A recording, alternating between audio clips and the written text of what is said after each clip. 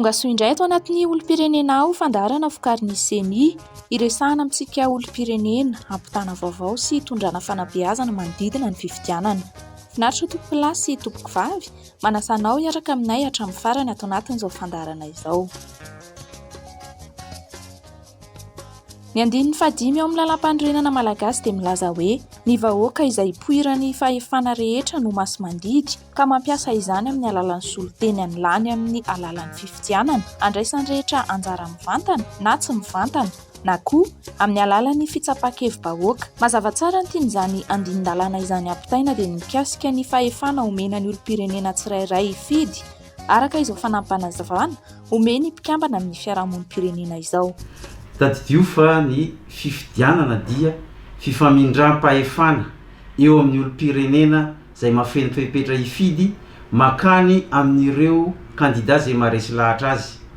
Izany hoe arakaraky ny fandraisan'ny olom-pirenena anjara no mamaro toerana n'ilay fahefana ilay olona milatsaka hofidiana.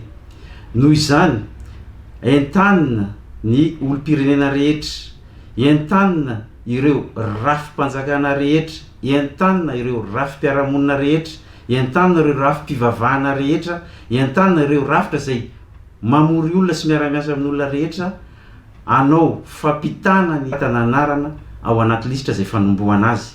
Aorian'ny fisoratana anarana dia misy ny fanamarinana ny anarana eny amin'ny fokontany, sao misy fahadisoana na latsaka ny anaranao. Aorian'izay fanamarinana izay dia tonga amin'ny ilay fifidianana fandatsaham-bato isika. Dia eo indrindra no ilana ny fahazotony rehetrarehetra, tsy vitany misoratra anarana fotsiny fa manainga mihitsy, izay le hoe andraikitra, manainga tongotra mihitsy mandeha mandatsa-bato amin'ny andron'ny fifidianana. Ny CENI dia mametraka ao ambony ny fandraisana anjaran'ny olom-pirenena amin'ny raharaham-pifidianana ka manentana hatrany amin'izany. Voalohany, ary tena fototra amin'ny fahafahana misitraka ny zoma-mpifidy ny fisoratana anarana ao amin'ny lisitry ny mpifidy. Ao anatin'ny fotoana fisoratana anarana ao amin'ny lisitry ny mpifidy raha teo isika amin'izao fotoana izao. Araka ny vatantsika dia amin'ny farana raika amby 30 arivo ny fanoratana olona eny anivon'ny biraim-pokotany. Izany no atao dia ahafahana mametraka ny laminasy eto anivon'ny CENI ka ahafahana mamoaka amin'ny 10 volana Jona ny registre national ny mpifidy. Io registre national ny mpifidy io no entina hiatrika ny fifidianana rehetra miseho mandritra ity 2022 ity sy ny taona 2022.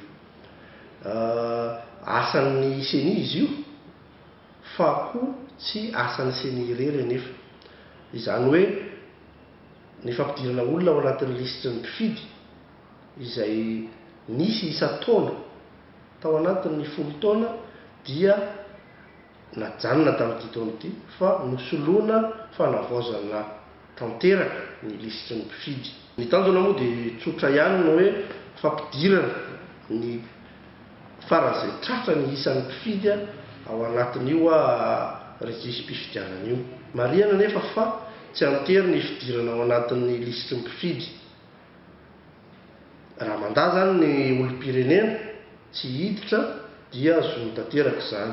Andraikitra CENI manao fomba rehetra miaraka amin'ireo mpiantsehatra amin'ny fifidianana araka ny resahako teo mampiditra araka izay azo atao ny isan'ny mpifidy farany be indrindra. Kanefa kosa manaraka ny fepetra izay lazain'ny lalàna fa tokony mpifidy.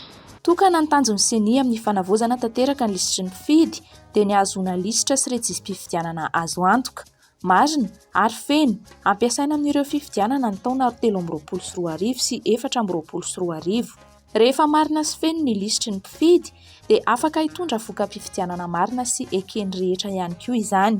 Ary ny tena zava-dehibe dia hiantoka filaminana sy fitoniana ho an'ny firenena malagasy. Izay ny fandaharantsika anio, mankasitraka anao na haritra hatramin'ny farany, aza donoina ny fotoanantsika isaky ny talata sy ny alakamisy amin'ny ora toy izao. Asaina ihany koa ianao hanaraka ny pejy sy hitsidika ny tranokalan'ny CENI. Mandrapitafa indray ary e!